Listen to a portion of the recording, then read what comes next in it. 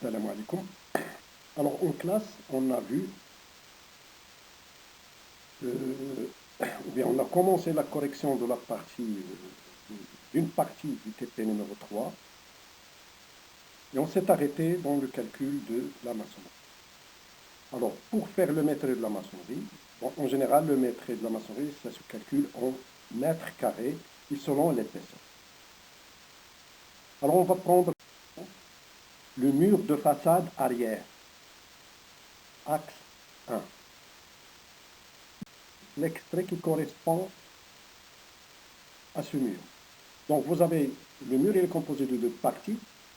Ça veut dire que vous avez deux murs pour chaque chambre, qui séparent chaque chambre avec l'extérieur. Donc vous avez l'extrait du plan archi et vous avez l'extrait du plan de coffrage qui correspond à cette partie.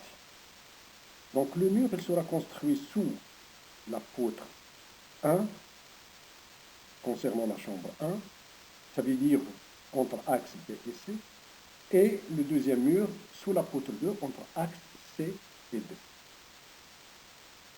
Alors, le calcul. Le principe de calcul, vous avez le schéma en élévation des deux poteaux, axe B et C. La longueur entre axes égale à 362,5. Et vous avez les codes de niveau qui vont, sur lesquels on va se baser pour déterminer la hauteur. Il y a les codes de niveau, mais nous, on va la hauteur du mur. Bien sûr, et aussi la hauteur de la poutre. Alors, le calcul, c'est simple. Donc, c'est la longueur fois la hauteur. Et on va considérer, en premier temps, que le mur, il est plein. Il ne contient pas de fenêtre. Alors, la longueur, à quoi est égale? La longueur égale à la cotation entre axes moins la dimension qui sépare l'axe avec l'extrémité du poteau côté mur, qui est égal à 15, pour le poteau axe B. Et pour le poteau axe C, l'axe, il passe par le milieu, selon le plan de coffrage. Donc le poteau, il fait 25, la moitié de 25, c'est 12,5. Et finalement, la longueur du mur à construire est égale à 362,5 moins 15 moins 12,5. Remarque, quand on veut déterminer la longueur du mur, généralement la longueur prise, c'est la longueur entre les nus des poteaux selon le plan de coffrage. Ça veut dire que les dimensions de poteaux que vous avez dans le plan de coffrage, c'est les poteaux qui sont réels, qui seront exécutés sur le chantier, et non pas les dimensions données par l'architecte. Alors maintenant pour la hauteur. La hauteur H, à quoi est égale?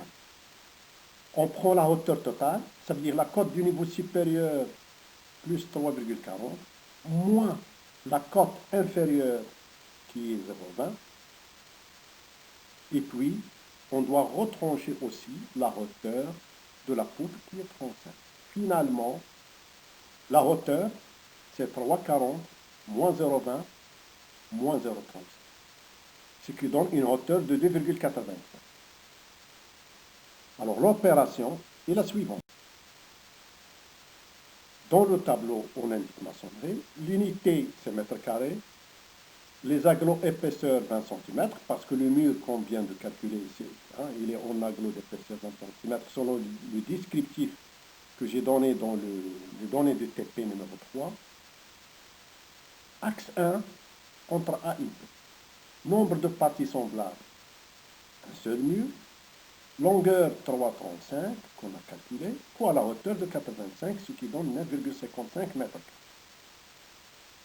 Par la suite, ce mur-là contient une fenêtre dont la dimension c'est 1,20. Et sa hauteur, elle est de 1,8. Donc c'est une ouverture à déduire. Alors cette déduction, c'est une surface dont les dimensions 1,20 qui est la longueur de la fenêtre, fois 1,10 qui est la hauteur. Mais attention, il faut prendre en considération le linteau et les appuis de la fenêtre. Alors, pour l'épaisseur de la fenêtre, de l'appui de la fenêtre, il fait 10. La hauteur du linteau, c'est 10 cm. Et bien sûr, vous avez une partie qui prend appui sur la maçonnerie. Cette partie-là, on va la négliger. On va la négliger. Donc finalement, la hauteur avec laquelle vous allez multiplier la longueur, c'est la hauteur de la fenêtre, 110, plus la hauteur du linteau, 10 cm, plus l'épaisseur de l'appui, 10 cm, ce qui donne au total 1 mètre. Conclusion, la surface à déduire, c'est 1,20 fois 1 point. Voici dans le tableau la suite. Donc vous avez la première ligne, c'est le calcul de la surface de la maçonnerie comme il était plein, à déduire la fenêtre, une fenêtre de 1,20 fois 1,30 fois 1,50. Et cette démarche-là, cette procédure, c'est de cette manière qu'on calcule la surface de la maçonnerie. Maintenant, je vous demande de continuer à travailler le TP numéro 3 en calculant la surface de la maçonnerie nécessaire.